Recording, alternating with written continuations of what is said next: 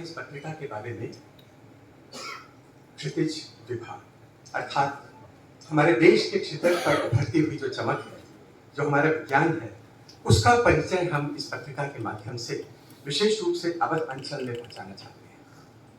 हमारा राष्ट्र गौरवशाली परंपराओं का राष्ट्र है और ये केवल आध्यात्म के बारे में, धर्म के बारे में, संस्कृति के बारे में, कला के बारे में सच नहीं है, ये विज्ञान के बारे में भी सच है। हमारे इतिहास के विज्ञान के ऐसे बहुत सारे पृष्ठ हैं जो हम लोगों ने अभी पढ़े नहीं हैं, और अगर कोई पृष्ठ पढ़े हैं तो समझे नहीं हैं। मैं उन लोगों में नहीं हूँ जो हर बात कहते हैं कि हर बात हमारे पुराने ग्रंथों में है, लेकिन ऐसा बहुत कुछ है जो हमारे पुराने ग्रंथों में है और उस विज्ञान का समझा जाना आवश्यक है। ये एक बहुत महत्वपूर्ण बात है। दूसरी बात यह है कि जिस समाज में लोग विज्ञान से या तो डरते हैं या विज्ञान की पूजा करते हैं, ये दोनों ही स्थितियां बहुत सही नहीं हैं। और क्षितिज विभाग का लक्ष्य ये है कि हम समाज के हर व्यक्ति के पास विज्ञान को ले जा सकें, लेकिन इसके साथ साथ इसमें कुछ लेख हम उस वर्ग के लिए रखना चाहते हैं जो वर्ग शिक्षित है, किसी क्षेत्र का विशेषज्ञ भी है, लेकिन दूसरे क्षेत्र के बारे में वो उसकी जिज्ञासा है, वो जानकारी चाहता है। आप देखेंगे हमारे देश में जो भी विज्ञान की पत्रिकाएं प्रकाशित होती हैं, वो पत्रिकाएं प्रायः बच्चों के लिए लिखी जाती हैं, लेकिन ये एक पत्रिका हम एक अंतर के साथ प्रकाशित कर रहे हैं। इसमें उन लोगों के लिए भी रचनाएं हैं जो विज्ञान जानते हैं लेकिन किसी दूसरे क्षेत्र से। मैं अगर भौतिकविद हूँ तो मैं थोड़ा बहुत बायोलॉजी के बारे में जानना चाहता हूँ, तो इस पत्रिका को पढ़कर एक फिजिसिस्ट को बायोलॉजी, बायोलॉजिस्ट को फिजिसिस्ट या फिजिसिस्ट को केमिस्ट्री समझने में भी आसानी होनी चाहिए। इस प्रविष्टांक में हमने बहुत तरह के लेख लिखे हैं। अंतरिक्ष विज्ञान के बारे में है, भूविज्ञान के बारे में है, जो गंगा कैसे बनी, गंगा का क्या इतिहास है, गंगा का जल क्यों इतना पावन माना जाता है, इसके बारे में जानकारी है। कुछ भूविज्ञान से संबंधित जो अजूबे हैं उनके बारे में इसमें बात की गई है। हमने इसमें बच्चों को भी ये समझाया है कि जिन्हें हम चमत्कार समझते हैं वो दरअसल चमत्कार नहीं है, वो विज्ञान से उनकी व्याख्या की जा सकती है।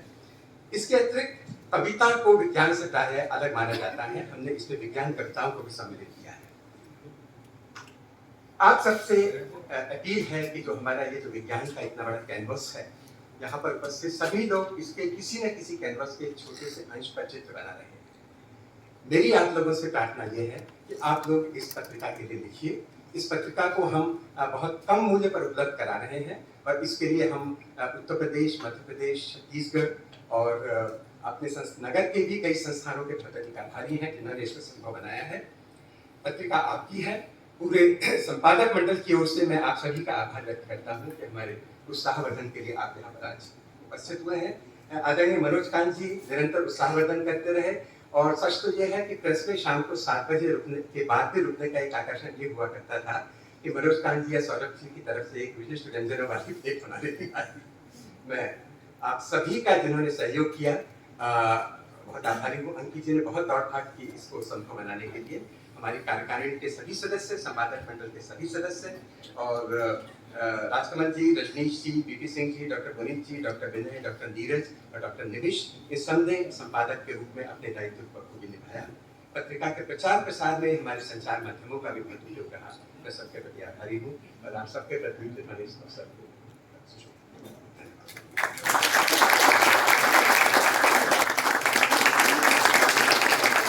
एक चीज से मैं अनुरोध करूंगा मंच पे आ जाए प्लीज।